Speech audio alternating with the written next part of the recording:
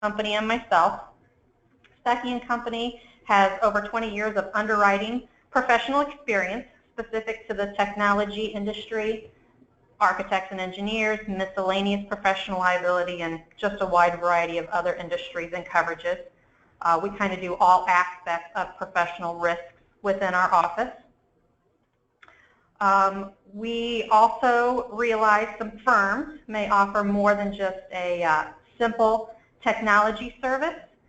You could also have clients or insureds or prospects that offer management consulting.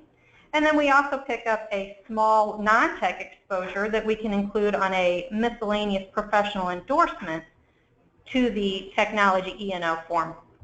So we can definitely look at all aspects of a business and what they do.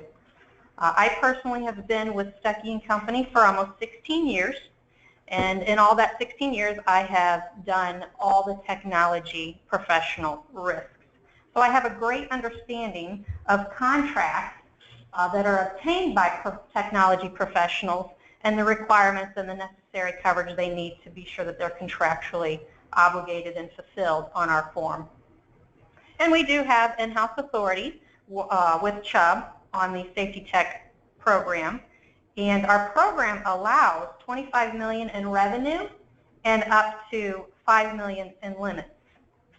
And for that, as I mentioned, we've partnered with Chubb, a great company. And Jennifer is in the office with us today doing the underwriting audit. So I'm going to let her introduce herself and give you a little information about Chubb. Hello, everyone. My name is Jennifer Timlin. I work for Chubb. I'm a senior underwriter there that works with Maggie closely on the Stuckey & Company Tech program. A little background on Chubb. Chubb is a global insurance leader, the world's largest publicly traded property and casualty insurer with operations in 54 countries, exceptional financial strength, and a broad range of personal and commercial insurance products. As Maggie had stated previously, Chubb and Stuckey & Company have partnered for almost 20 years to bring a superior product and service to the technology industry, and it offers a one-stop shop solution with the SafetyTek program. Perfect. Thank you, Jen.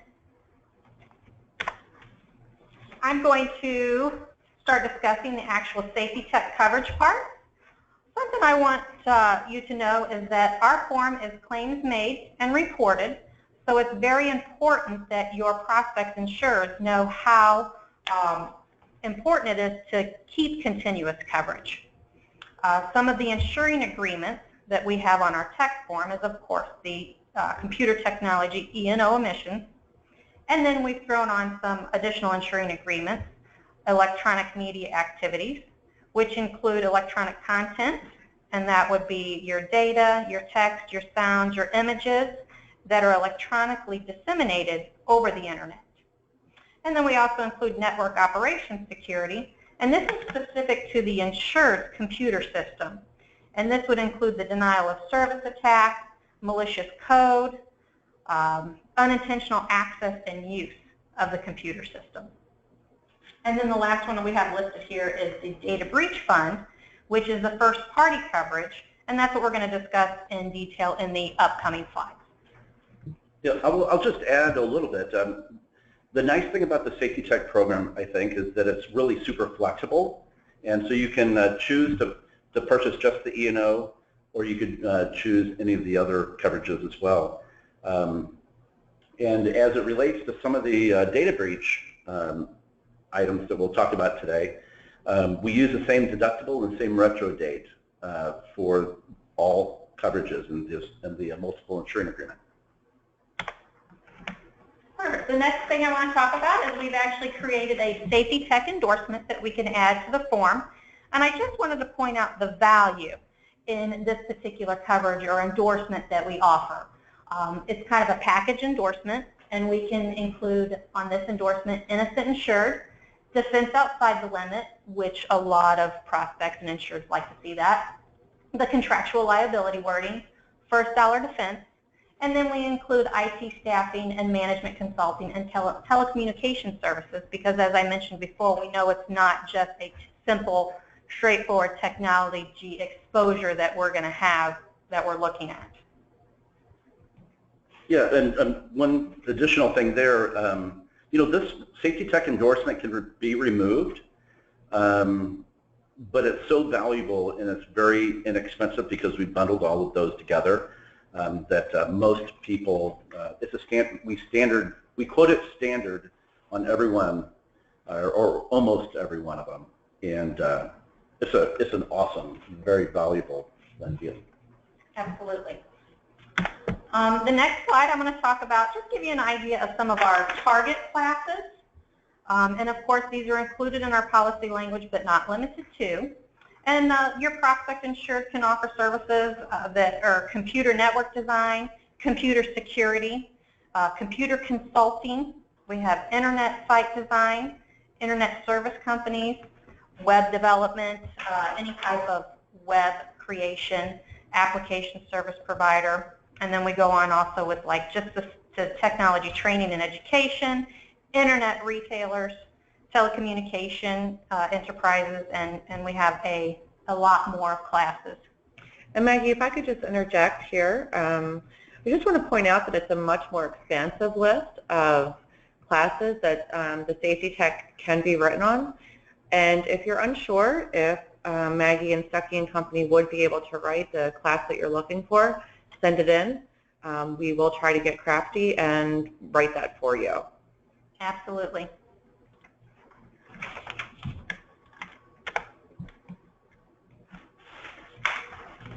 So what is a data breach? A data breach is an incident in which sensitive, protected, or confidential data has potentially been viewed, stolen, or used by an individual unauthorized to do so. Data breaches may involve personal health information, known as PHI, personally identifiable information, known as PII, such as a social security number, credit card number, financial documents, or trade secrets or intellectual property. Just to point out here as well, some states may expand this definition of personal identifiable information. Some states, for example, Nevada, includes the driver's license number, medical information, and email address. Another thing to point out, that 62% of data breach victims are small to mid-sized companies. Sometimes the smaller or mid-sized companies do not have the security measures in place to protect themselves from a large data breach. Yeah, and when a small business collects personal information, they do it with the implicit promise of keeping that data private and protected, and even more so on a technology risk like we're underwriting here. And I've also seen some other statistics, like a large percentage of them do not purchase it, but an even larger percent believe it would cost money to defend the data breach. And then also, I saw a statistic the other day that said 66% of the claims weren't discovered for months and even years. So it's important to, well, not only have the retro coverage, but to get the coverage and Absolutely, that's a good point. That kind of goes along with what I mentioned earlier, making sure your insureds are well aware that they need to keep continuous coverage, because some of these things don't come up for 6 months, 8 months, or a year after they finish their services for their client. No, exactly. So let's talk about the importance of first-party data breach coverage. This pertains, again, to the insured's exposure. And we're talking about stolen or lost laptops, smartphones, tablets. Most companies these days are, on the go. So you're always probably with a laptop or a smartphone, which we will provide a claim scenario, or did provide a claim scenario previously. Unauthorized access by a former employee. You may have had to let someone go.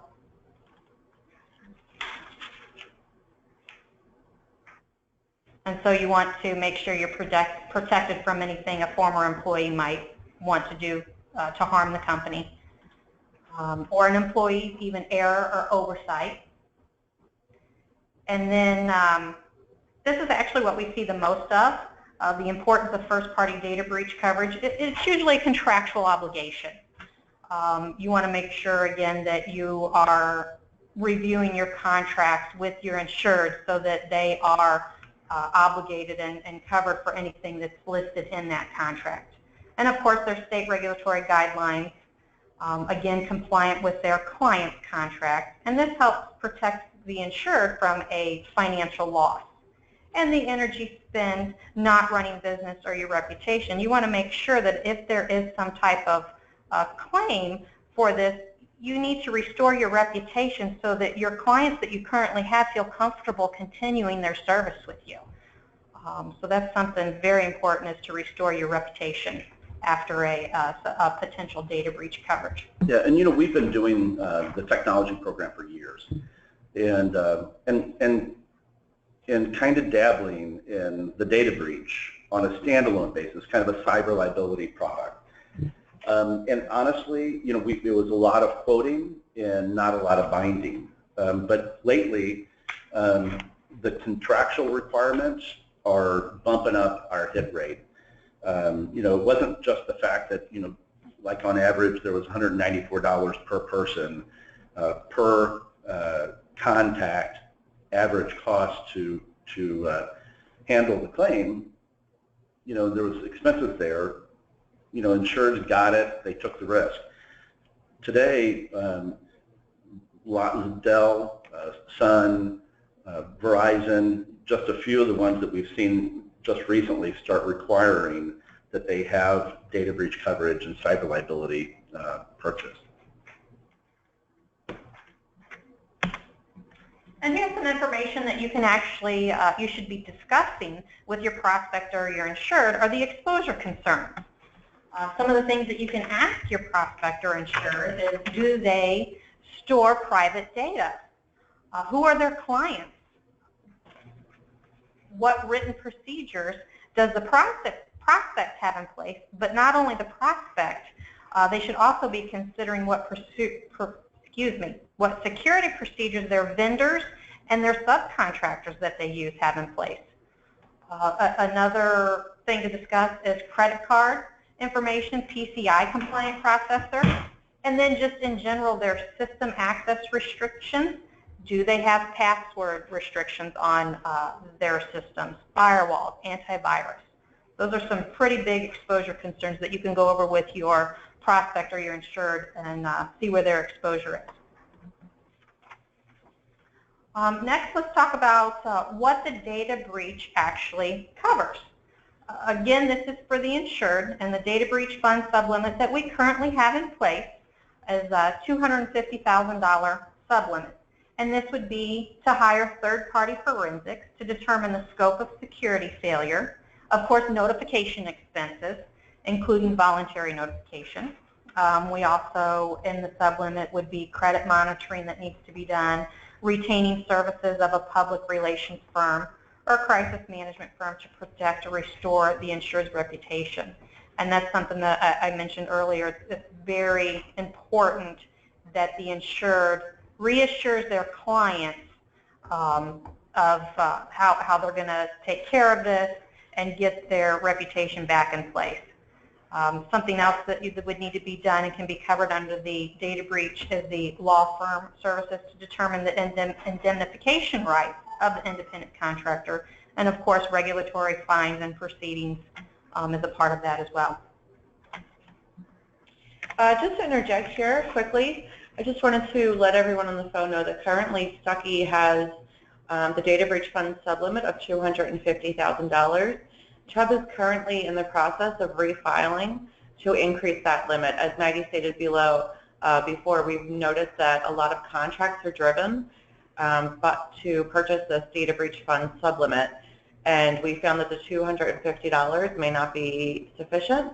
So we have started a filing to increase those limits when contractually needed. That's awesome. Great news, Jen. Thank you. All right, real quick, I just wanted to point out some examples. Like I'd mentioned before, one of the most common types of claim scenarios seen is where the employee's laptop is stolen from an employee's car. So the insured, a technology company, notified the impacted individuals and had to offer credit monitoring services, which would be the notification expenses that we mentioned earlier. And kind of an eye-opener on an example is the DataBreach Fund cost of $75,000 for notification. And I'm sure that's just for a small, 1 to 5 employee shop. That just seems like a pretty low $75,000 for the notification expense, credit monitoring service, and the legal fees to determine the insured's regulatory obligations.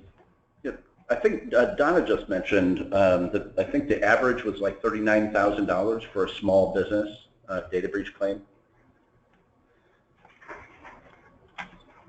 Perfect. So that wraps up some of the things we wanted to share with you today. We try to focus mostly on giving the insured coverage. Not only do we offer a professional liability policy that covers their services rendered to clients, but we also are looking out for the insureds themselves and want to give them a good little bonus package to make sure that they're covered. So this is just the contact information, my information, phone number, extension, email. Feel free to send me submissions to the email address. I can usually get back to you within the same day. And then, of course, if I'm not available, we have Dwight Stuckey as my backup and his phone number and extension. And then we also offer an online rating system. So if you're not set up to run through some information, add application, and get a quick quote, give me a call. I'd be happy to set you up. We can get you up and running and quoting within minutes. Thanks, Maggie and Jen. So we have quite a few questions.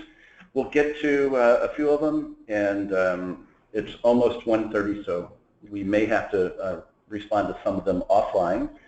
The first one is what limits are available under the form. So I guess maybe we should do the professional liability limits in general, and then the sublimit. Absolutely. So professional liability, we can go up to $5 million limit, both aggregate and occurrence, on the professional, and that does include the limit, will include your insuring agreement of electronic media activities, network operations, and then the DataBreach Fund sublimit is $250,000. And as Jennifer mentioned earlier, we are working on getting higher limits for you guys. When it's definitely a contractual obligation, we want to make sure we can get that for you. Yeah, there was a follow-up question. It says, is there a way to compute what limit should be carried by an insured? And I have seen other carriers put out like a calculator. We have one limit for the data breach that we include as a $250,000 limit, and we're trying to get the the $1 million limit approved and filed. But I will say most of the time it's by contract. So, you'll normally see a limit on the contract that's required. There's a request. Is there a volume requirement or a volume commitment to do business with us? And there is no volume commitment to do business with us, Stuckey and Company.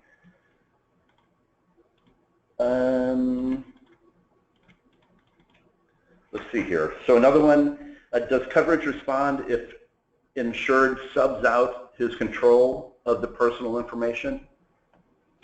This is Jennifer, and I will say yes, as long as the insured is legally liable for that independent contractor or subcontractor, the policy will respond. Perfect. Okay, and let's see here. What is your appetite towards telemedicine platforms?